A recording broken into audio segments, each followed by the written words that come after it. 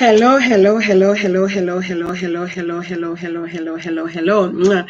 Hello, hello, hello. One more hello to you. Mwah, mwah, mwah. Hello, my beautiful people out there in YouTube land. How are you today? It is Friday. TGIF. Thank God it's Friday. Thank God it is Friday. Amen, amen, amen. I know some of you are happy because you do not work on the weekends, and so you are so happy that it is Friday, right? Absolutely. Yeah, I am so happy to be here with you another day. Yes, it is Friday, June 19th, 2020, and you are watching Omega Live with JJ, Woman Without Borders. Absolutely. Thank you so much. Thank you. I mean it from the bottom of my heart. Thank you for spending time with me today to watch this program. I do not take it for granted. You know that I know you could have been otherwise, and yet you choose to spend it with me today. And so I really appreciate you. Thank you for all my family and friends who are watching. And I thank you for even those persons who do not know, but the link have been shared with you. Yes, guys, please share the link. Continue to share the link with your friends and family and all your contacts. Absolutely, because I tell you all the time, knowledge is nothing if it's kept to yourself. Knowledge must be shared. It must be applied. Absolutely. And so I thank you for sharing knowledge with me and I sharing it with you because, each one teach one. You understand? Yeah, I'm a student of knowledge, as are you. And so we teach each other, right? Absolutely. Guys, I have a great program for you today. At least I believe it is. I believe you are going to be so, well informed so that you can make informed decisions based on what I'm going to tell you today. So I am not going to waste any time. I must tell you the first thing I must tell you today, mwah, mwah, mwah, love you, Dar, all the way from New York. Absolutely, absolutely. Good afternoon, my darling. Good afternoon. Good to see you online. Absolutely, guys. Remember, when you comment when I'm on, I can see in real time and I can respond in real time. Absolutely. So when you come on, just send me a comment. Just let me know you're here watching. Absolutely. I appreciate you all. Thank you so much. And guys, remember also that I'm on Instagram, Twitter, and Facebook. So you can go over there, like, comment, and share. Mwah, mwah, mwah. Thank you for my thumbs up. Absolutely. Yes, Saloni, I see you online. Awesome, awesome. Thank you for watching. Great, guys. Thank you so much. So, guys, as I was saying, that today is actually being celebrated worldwide as World Sickle Cell Day. Yeah, World Sickle Cell Day. Many of you don't even understand and know what sickle cell is. So guess what? I am going to share a lot of information with you today about sickle cell. You understand? Absolutely. Because many of us, did you know that 1 in 10 persons have sickle cell traits? You understand? And when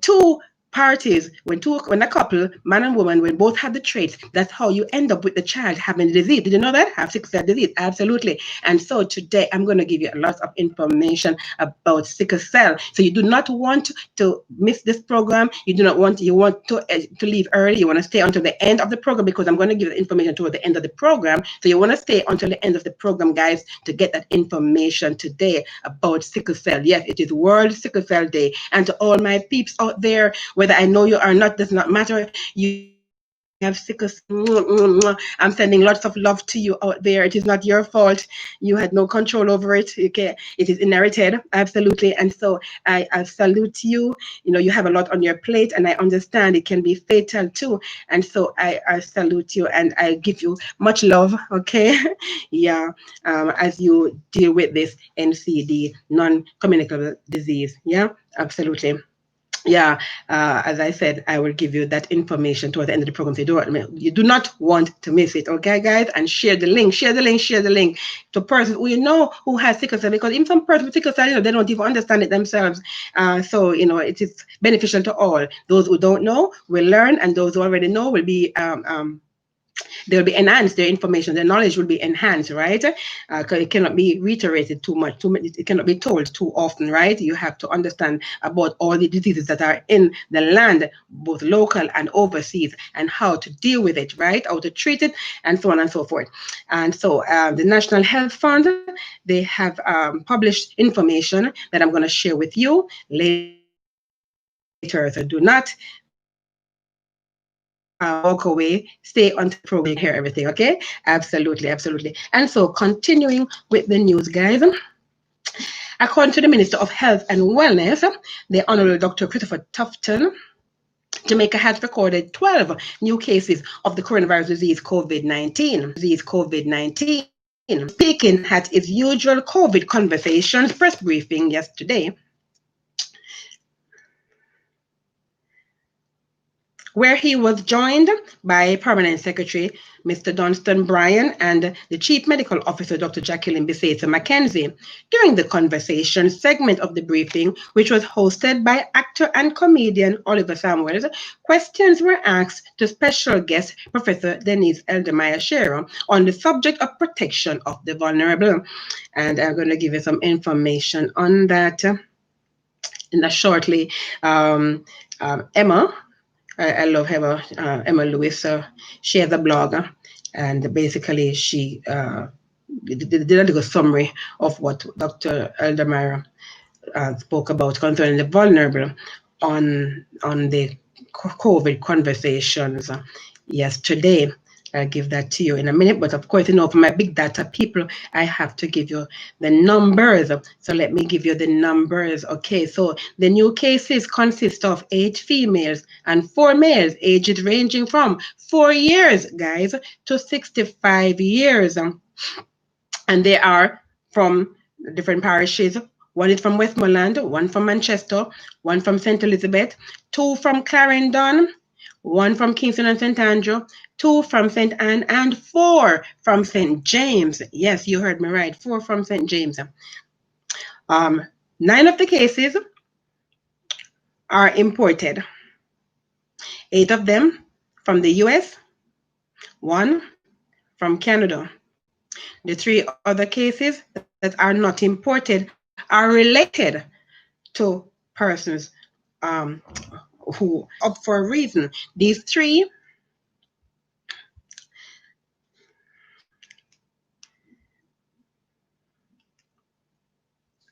Yes, guys, I see my feed is fluctuating. The feed is fluctuating. So I do hope that you are basically hearing everything that I'm saying. And if I notice it, I will try to repeat some of the things so you don't miss anything. But I see it fluctuating. Lord, please let it not fall today. Thank you. Okay. Yeah, because I really don't have the time today to do a playlist. I really don't want it to fall today.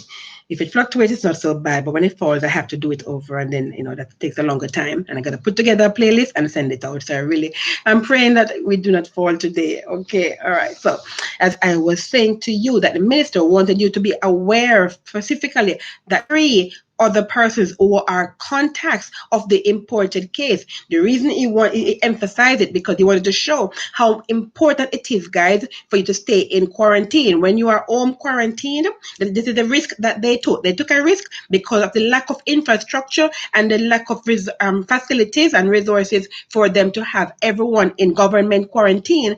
Hence the reason for having over 1,000 persons at home in home quarantine. However, he wants to emphasize the importance that when you're in home quarantine, you have to isolate yourself from the rest of the family. You have to do that because these 3 contacts that have the COVID-19, they basically are family members of a confirmed case with an imported case. You understand? So the person came into the island and is in home quarantine and still managed to infect the other members in that household. You understand? So it's important that when you come, you do not associate with other persons in your family, regardless of who they are, because at the end of the day, you can pass it on to your family, your loved ones, right? And it so happens that they are now monitoring the situation because one of the 3 persons is the mother of, which means she's older than, which means she could have comorbidities for all we know, right? Underlying illnesses, you understand? So you see the importance, guys, why it's important for you when you're in quarantine, stay by yourself. You've got to stay by yourself. Okay, continue with the numbers and the information, guys. So, of course, these new cases bring to 134 the number of imported cases and to 222 now the number of contacts of confirmed cases. Yeah, excuse me. Stop. Don't do that. Sorry. Meanwhile, also in the last 24 hours, we had 7 additional recoveries, bringing the overall recovery numbers to 458, right? So most persons are getting well. That's what it's saying, yeah? 72%. Okay. Of course, there continues to be one critically ill person and one moderately ill person. So we know that we had 2 critically ill, and thank God one of the persons is getting better. So that person is now moderately ill, but we still have someone who is critically ill. So we continue to pray that that person will also go into that moderately ill category, right? We want that person to get well. We don't know the person, male or female, how old, because we know the age range is from 2 months to 87 years, right? So at any point in time, any one of those cohort could be the person who is critically ill. We just pray for the full recovery of this person, right? Of course, the other numbers are still the same, guys. There are still 39 local transmission cases, not epidemiologically linked. Ugh, right? 236 related to the workplace cluster, Alarico call center. And there are still 7 that are under investigation. Of course, now of the total confirmed cases, 369 are female and 269 are males, right? The total test to date is 18,621 with 17,926 negatives. I already told you 638 positives, and we have 57 that are pending. Yeah, I must give you this news, guys, because this is, this was a first going on. Oh my God, Florida is blowing up, but I got to give you that in international news. I got to give you local news first. I got to tell you about Florida. But as I see this number, it just, from Florida, just came to mind. And guys, we tested 1,158 new samples. Yeah, 1,158 new samples. Finally, we're seeing some numbers, right? Some testing numbers going up, and we're wondering, right? Because we have the capacity. We have 3 machines that can test 3,000 per day. So now we have, in the 24-hour period, they tested 1,158 new samples. That is the highest number of tests so far. Highest number of tests so far. Absolutely. And also at the press briefing, right? Remember I told you, who were there. So of course the CMO was also there. She's always speaking. So she said, persons over the age of 65 make up 10% mortality rate from COVID-19 and had 2 or more comorbidities. She also said the wearing of masks does apply for children. Children should also wear their mask. However, if parents cannot control the child from touching, I would say from touching their poor English, right? So let me say it the right proper way, not the way they wrote it. If parents cannot control the children from touching their masks, right, and wearing them incorrectly, it is not advised for them to wear these masks. The CMO is advising parents to always weigh the risks and the benefits, right? So basically, the CMO is saying it is more dangerous if the child is not wearing the mask correctly, or is touching, or the children are touching their face the same way, then of course it doesn't make sense them wearing a mask, because wearing a mask itself carries certain risks, right? Because it can also cause you to develop respiratory problems, you understand? And that you're breathing back in the carbon dioxide, which you're supposed to be breathing out when you're wearing the mask. So for a child, and I've been saying that, you hear me been saying it, right? So what she's saying as the CMO is, I've been saying to you guys all along, wearing the mask is not safe, you understand? And here it is. She's saying basically, as opposed to keeping the mask on, it better if the child takes it off if the mask is not being worn properly. So you must weigh the risks, right? Okay.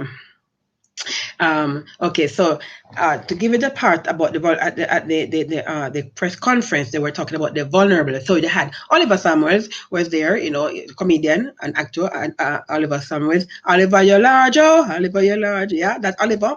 So he was the moderator for the second segment of the program. The minister is always trying to mix it up to make it very interesting, informative, and entertaining at the same time. And so it was a good press conference. So Hema, yeah, I gotta love her. She did a blog on thegleanerblogs.com, and I'm just gonna quickly read what she wrote for you guys. It's very informative. I attended a press briefing by the Minister of Health and Wellness this evening. The theme was protecting the vulnerable, a topic I have been addressing in recent posts. So, what does vulnerable mean in the ministry's view? Basically, older people, although the age limit varies from over 60 to over 70, etc. However, the critical factor is, as Professor Dr. Denise Eldemeyer Shearer noted, what she called the functional capacity. For example, a 63-year-old may have a serious disability and therefore, although not over 65, be particularly vulnerable. A 70-year-old may be relatively stronger health-wise, take regular exercise, etc. Having said that, Professor Eldemeyer Shearer reminded us that 72% of Jamaicans over 60 years old have chronic diseases, primarily hypertension and diabetes. 24% of this group suffering from diabetes and around 16% suffering from both of these conditions. This is pretty disturbing stuff. Twice as many women as men are in this highly vulnerable group also because of obesity, another underlying condition that we must always take into account. Referring to obesity, it's an underlying condition, obesity. Okay, so far, the CMO reported that we have had 50 cases of COVID over the age of 60 years and 5 deaths in that age group. We have also had 4 deaths in the 40 to 59 age group. Considering how important this group is in terms of spread, this evening's press briefing, referring to yesterday, was surprisingly short, lasting just over an hour. She continued to say, I enjoyed Oliver Samuel's phrasing of the questions, and he asked some important phrasing of the questions, and he asked some important, excuse me. However, I had requested an update on the inspection of private homes, nursing homes, and this was not forthcoming. Nevertheless, I can report that, excuse me, excuse me.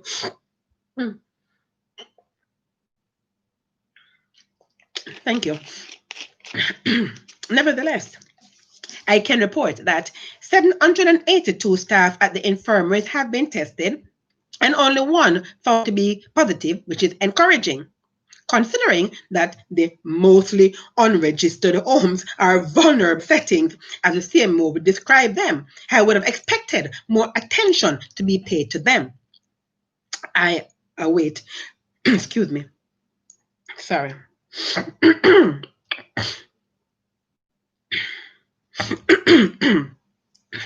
sinus is draining, guys, draining.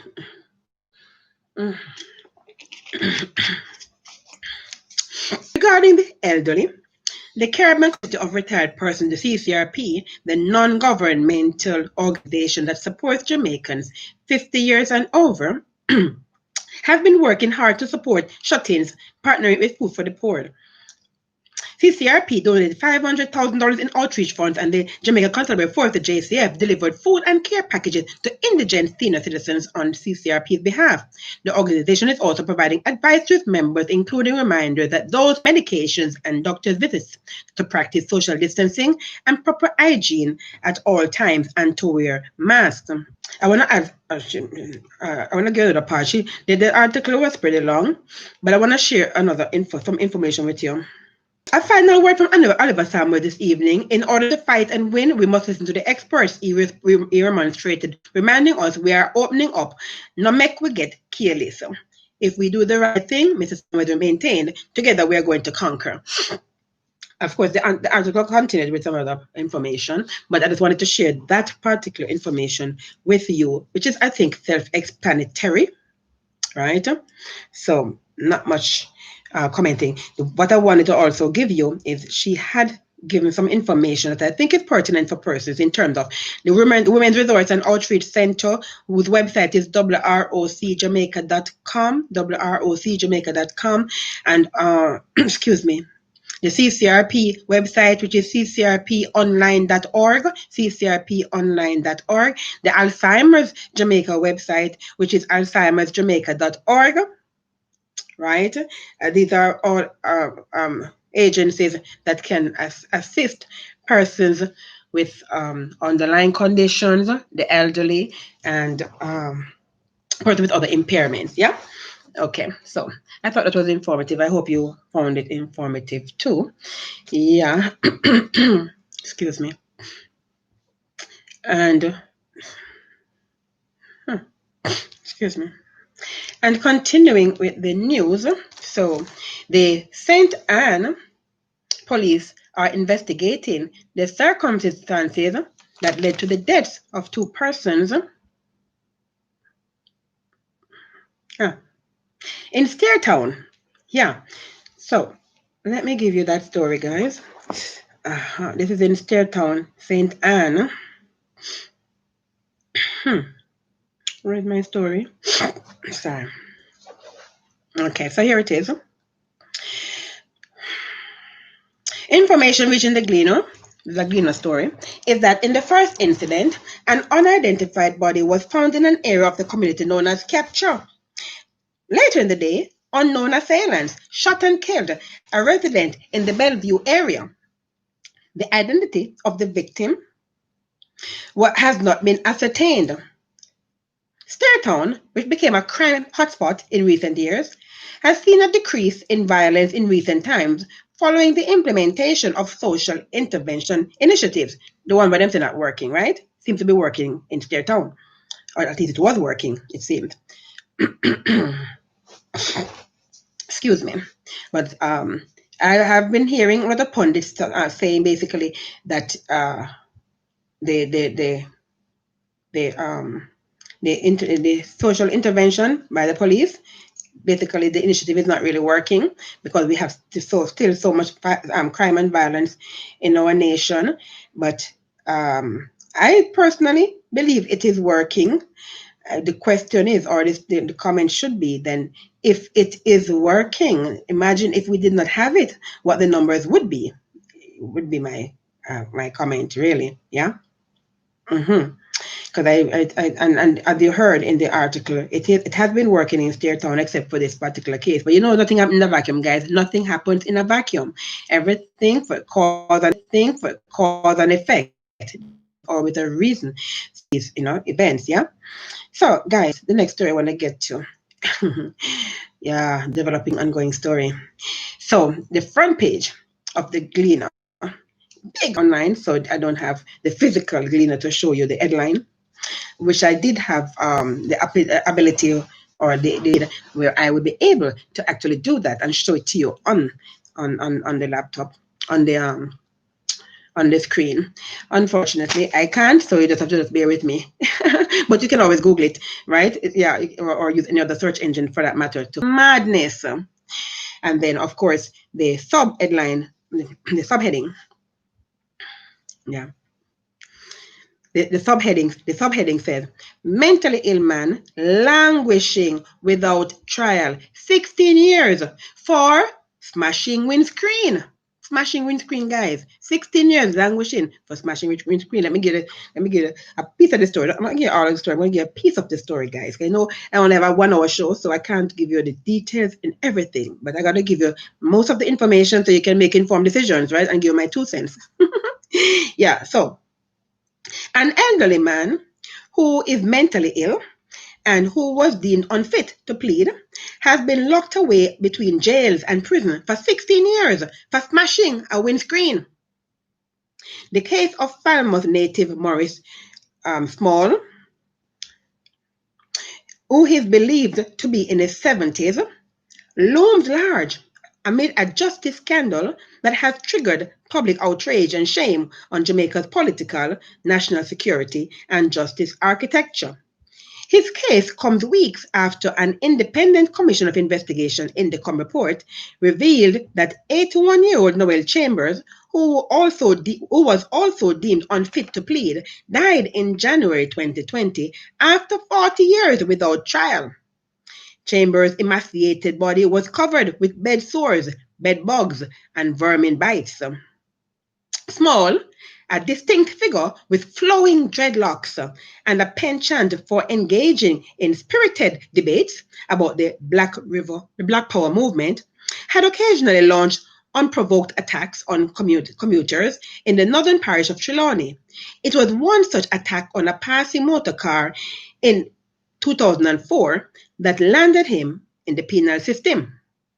He smashed a windscreen of a motor car, and he was arrested and charged with malicious destruction of property, a policeman familiar with the case told the Gleaner.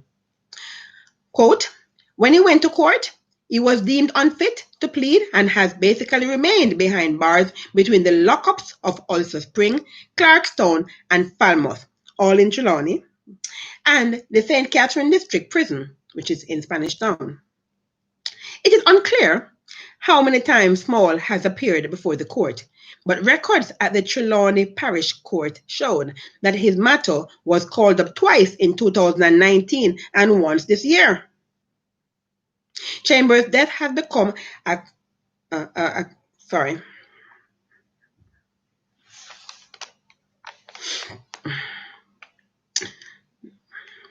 Where am I?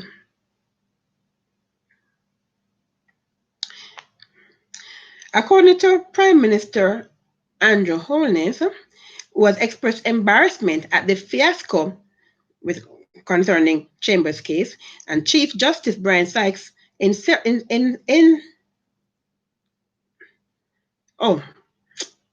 need my glasses to be changed. The reading glasses not working so well. Okay, so it is saying that Justice Brian Sykes ensued an unprecedented statement of regret as a result of the Noel Chambers case, right?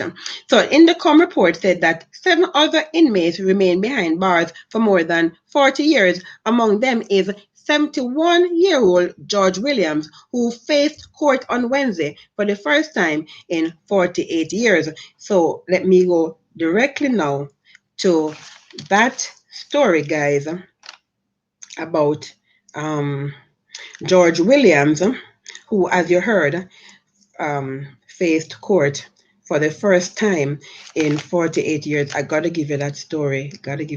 So let me give you that story.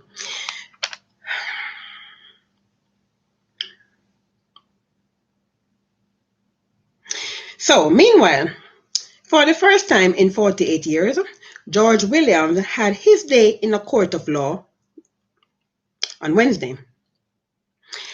Bearded and sporting short dreadlocks, the 71-year-old, dressed in a white t-shirt and khaki pants, walked self-assuredly into the St. Catherine Circuit Court and stared engagingly at Justice Stephanie Jackson Halsey. The murder accused, who has spent half a century in prison without a trial, will appear next Wednesday when it is anticipated that he will be released into the custody of his family. I mean, time served, right? Williams, who is incarcerated at the St. Catherine Adult Correctional Center, sat quietly and only rose when he was asked by the judge to stand. The now septuagenarian was arrested and charged with the murder of a man in July 1970. But the then 20-year-old was declared unfit to plead, said his attorney at law, Isaac Buchanan. Justice Jackson Halsey, after hearing the application brought by his attorney, ordered the Office of the Director of Public Prosecution, the DPP, to make a decision as to how to proceed with the matter no later than next Wednesday. Quote, this is Buchanan speaking, the DPP was given such time to find the court file for the case that he is to answer, and it is important toward the result we seek, he said after the proceedings. Bureaucratic lag is how it's been described. He said that he was elated at Williams' imminent release, re-emphasizing that this bureaucratic lag should never have happened in the first place. Quote, Williams has been in prison from before I was born. So one cannot imagine what he has been through. Buchanan told the Gleaner that Wednesday's hearing was a step in the right direction and that he would hope that this case would give guidance to other counsel to volunteer and identify our brothers and sisters who have been lost in the penal institutions.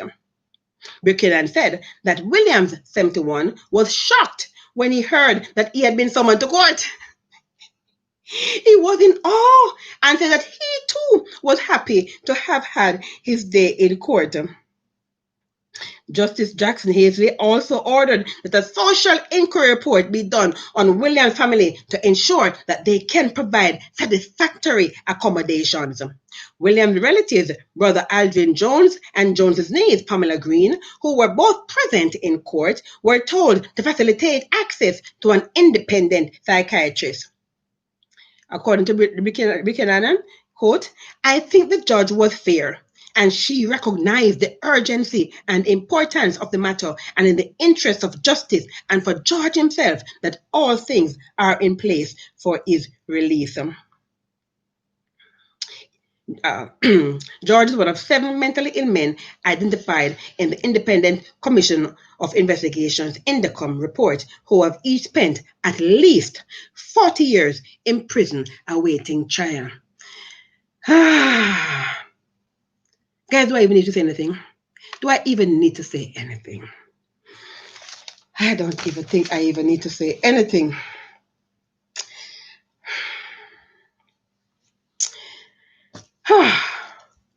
It is I mean, I really, this guy, he said, Buchanan, I mean, he really is working overtime. He's the same attorney for Jody and Ferron, and, I'm not quite sure what he is going to expect to receive from that particular case. Maybe an overall of the health system. We'll see, we wait and see. But definitely, he has been very, very busy during COVID-19 is one thing I can say about this attorney. Very, very busy indeed. Yeah. And I'm not even going to say much more because I think you guys you've heard. And for those who have not, if this is their first time, thank you for watching. But you can go into my library and go back to some of my back episodes to hear my views on the penal system, the justice system, and what has been happening with persons like George and Noel, right? Yeah. Okay. I am going to continue with the news. So, I got to hear this one, guys. So, the Kingston and St. Andrew Municipal Corporation is the latest municipality in a slew of inappropriate bids and conflict of interest, not to mention misappropriation of funds. This time, the other party in this scandal is the financial institution WorldNet Investment Company, who have paid for and have erected a billboard without approval, even as records show that the Kingston and St. Andrew Municipal Corporation, the KCMC, accepted over $300,000 for that display. So let me give you the story, guys. As I read it, I'll pass it on to you. Okay, so an advertising billboard erected by WorldNet Investments Company is now at the center of a Twitter controversy involving the KSMS, the Kingston St. Andrew Municipal Corporation, the KSAMC. Just over 2 years ago, WorldNet was refused approval to erect the billboard at the intersection of Mona Road and Wellington Drive. This is in Kingston and St. Andrew, guys, yeah? In the St. Andrew area of the Kingston and St. Andrew city or parish. Okay, however, documents obtained by the Gleaner show that in March, that is March 2020, the KSMC accepted a check for, I mean, if it's a check, but they got $301,560 for WorldNet to display the same billboard and 16 others across Kingston and St. Andrew for the period of January 2020 to December 2021. So guys, you do the math and tell me how much WorldNet Investment Company paid for each display. 16 of them, guys. And they are displaying them for 24 months. and paid $301,000, 560. So this is even more than just, I mean, it is another Daryl Vaz, $10,000 a month property in the Blue Mountains. Guys, what happened to us? Why we can't get these kind of deals to do our business? You see why corruption cannot end in this country, guys, and why crime can't in this country, guys? Because of their money. And they can spend on them. Thank you for my thumbs up, guys. Thank you. Yes, I know you're enjoying this program, right? Because it is true. It is a fact, right? These people can afford it. And yet, billboard that I could advertise my business on. But you think, am I going to Douglas Bass? Or Daryl Bass? But I'm not going to get this kind of deal. Because I don't name WorldNet. Or I don't name Douglas Bass. Or Daryl Bass. Come on. Here it is, right? $301,560. And here it is now. They weren't even approved. Let me continue the story. Weren't even approved. Let me continue the story. According to documents tweeted by Mayor of from as far back as November 2017, the director of planning at the municipal corporation refused. So it's not even just the fact that they got a good deal, right? It's beyond getting a good deal. They were refused. The application was turned down, denied. It was not approved. Yeah? Quote, if permitted, the proposal will perpetuate the existing proliferation of signs within the locality and will negatively impact the visual amenity of the area section of the November 2017 decision that followed WorldNet application. That's what was said. That's what we read. Meanwhile, the mayor said the advertisers have promised to remove the billboard. So having now spent $301,000, they are going to remove the billboard. Are they going to get a refund? I hope not. We contacted the advertisers who assured it will be removed by Monday, June 22nd. Guys, I tell you all the time, the wheel that makes the most noise, the squeaky wheel, that's the one that gets the grease. The squeaky wheel gets the grease. All right. So now that there's a outcry on Twitter about it, it is coming down. Shouldn't have gone up in the first place. That's what we're talking about. WorldNet investors could not be reached for comment. Of course not. Meanwhile, Williams said the anomaly was captured during routine checks by KCMC compliance officers. So they're actually trying to do their job, right? Earlier this week, when university lecturer Dr. Damian King raised the matter on Twitter, Williams promised to investigate and respond, which he did. Having confirmed that the application was refused and the applicant still went ahead, I have instructed the relevant personnel to have it removed, ensure any fees due based on breach for period erected are paid, and that checks are done for similar occurrences, Williams said. The latest controversy at the municipal corporation comes as the minority caucus pushes for the re-establishment of internal audit committee. Yeah, we would agree, right? We do want to have an internal audit committee, but we also want to have an external one too. Who's going to monitor the monitor? This follows irregularities unearthed in an internal audit for the period January 2017 to December 2019. Chief executive the assistance of our department to further assist in the probe. And we would expect, of course, that our department would assist in the probe. And if you are short of staff, employ more people and let them pay for it. You understand? Because the job must be done. It must be done. Because they know you're understaffed. They think they can do these things and get away with it because you won't have time to investigate them. But here, don't miss this point, guys. As much as you hear, you heard when it took place by 2017. But you heard that the check was given to them or the money they received was this year, 2020. So, on the one hand, while we appreciate the investigations, by the municipality, we want to understand how it happened in the first instance because it happened under the same administration that is investigating it now.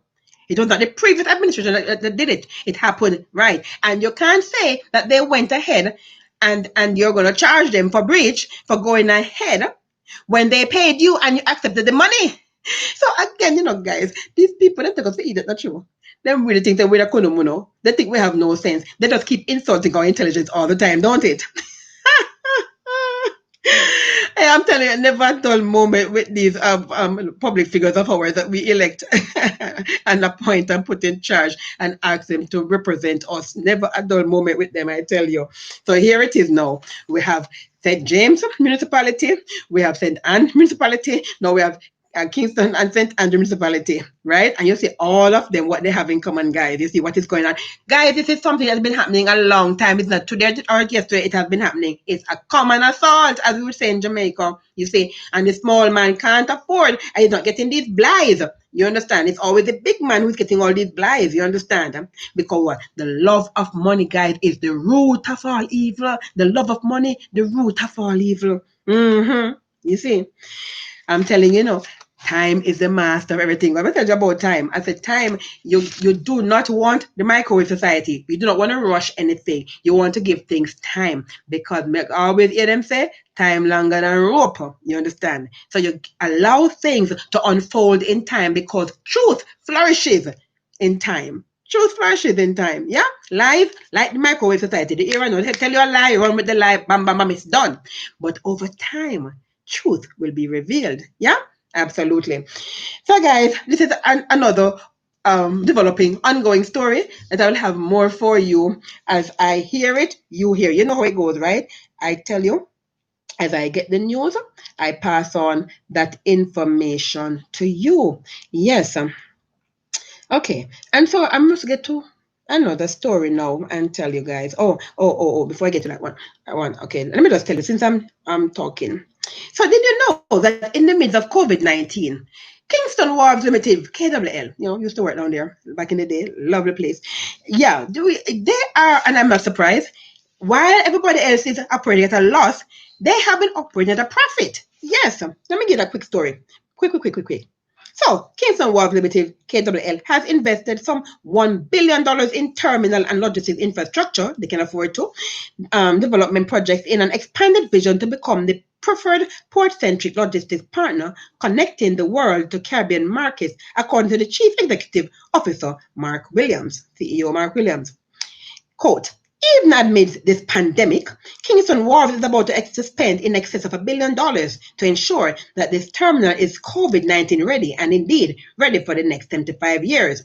Williams was speaking at the company's annual general meeting, the AGM. They've been having a lot of AGMs, right? It's a time of year for the AGMs. So he's speaking at the AGM that was held yesterday, while only a limited number of shareholders could physically be at the meeting. The media was invited to join via live stream on YouTube.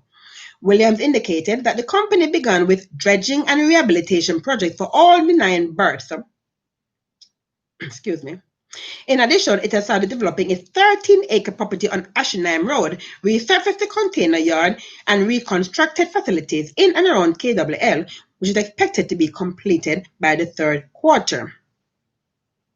The CEO further added that KWL will invest some $2 million to develop a robust international accepted security system. This, he says, will include an expansion in the CCTV surveillance coverage, improved access control system, and intrusion detection system. KWL enjoys a robust business model and is not dependent on the container aspect of the business, which makes up for only about 35% of the company.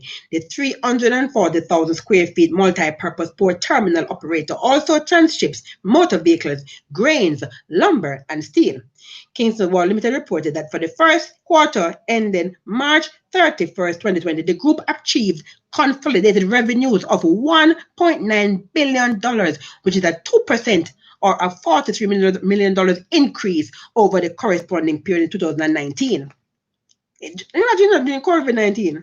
Net profit also increased by 22% relative to the prior year, which is approximately $562 million. But of course, because COVID-19 lockdown, but guess what? The Wharves never locked down, right? Yes, food had to come into the country and other things. So the country, the wards were still open. So of course, Kingston Wharves was making a profit. Everybody was making losses. Yeah. Yep. Not much to say on that one. Oh, guys, I want to give you this one. I want to give you this one. This as we're on the subject of wars and shipping. It was not in my morning news, but I have to give it to you because it came to me after I sent out my morning news.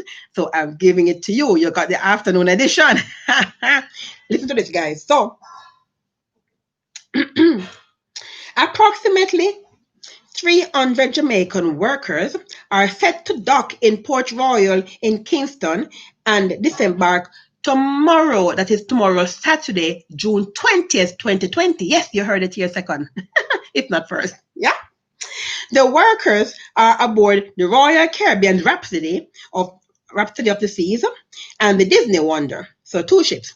The Royal Caribbean Rhapsody of the Seas and Disney Wonder. Excuse me.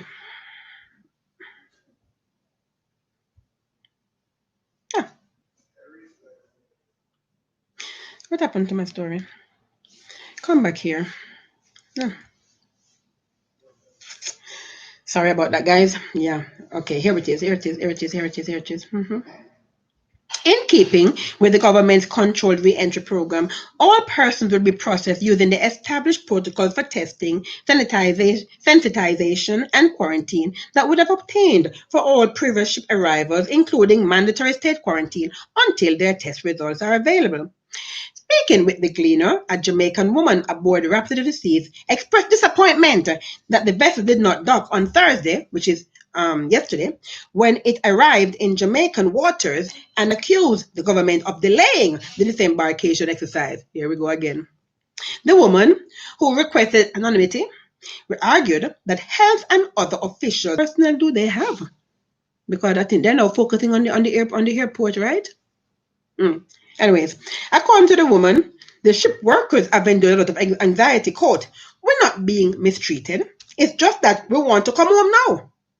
Personally, I have been away from home for close to a year, and other people have been away for the same time as well. We've been in quarantine since March. They say they are very strict with their process. Basically, we just want government to give us the okay. They gave us the confirmation to dock a few days ago, but when we got here this morning, referring to yesterday, Thursday, we cannot dock. That is completely unfair. People are flying in and get through easily.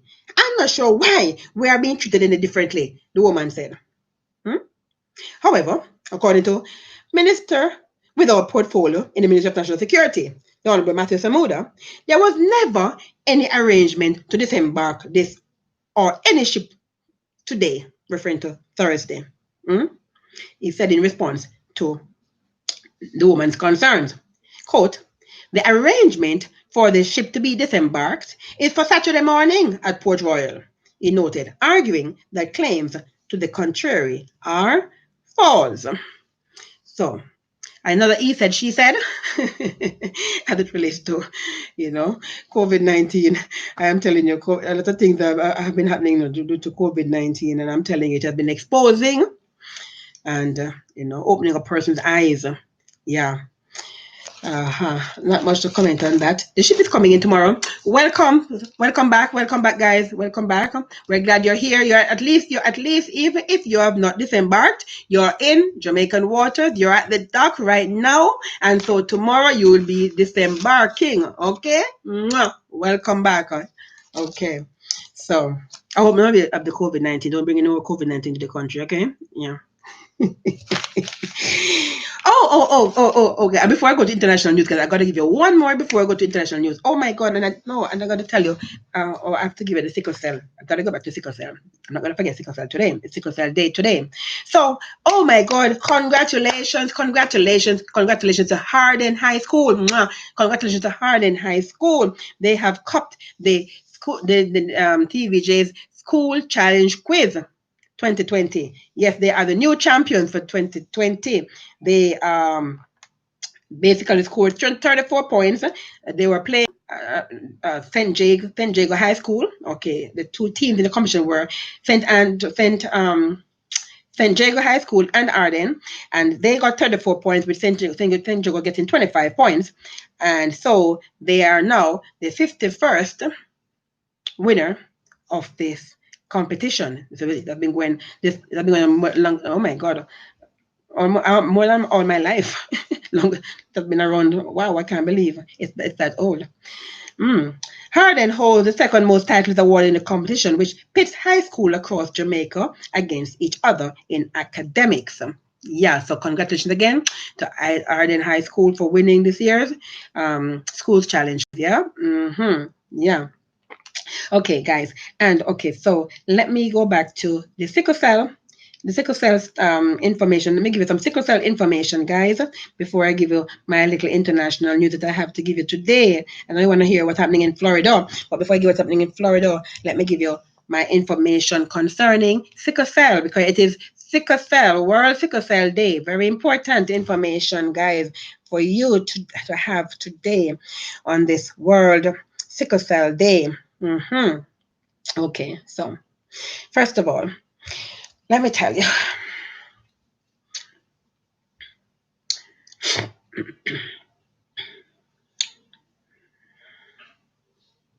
Oh, stop. So what is sickle cell? Okay, sickle cell disease, SCD, is an inherited disorder and an NCD in which the shape of red blood cells are C-shaped sickles that can get stuck in blood vessels and block them. This blockage is called a pain crisis or sickle crisis. Yeah? Excuse me.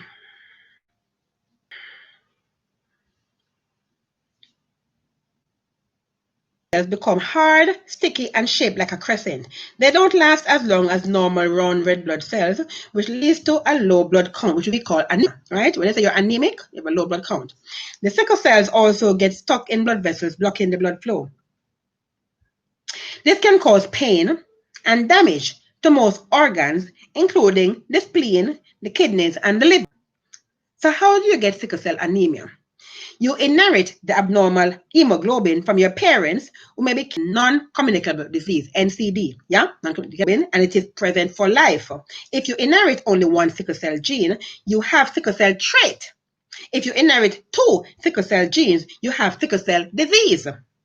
Sickle cell anemia is present at birth, but many infants don't show signs until after 4 months of age. So what are some of the symptoms?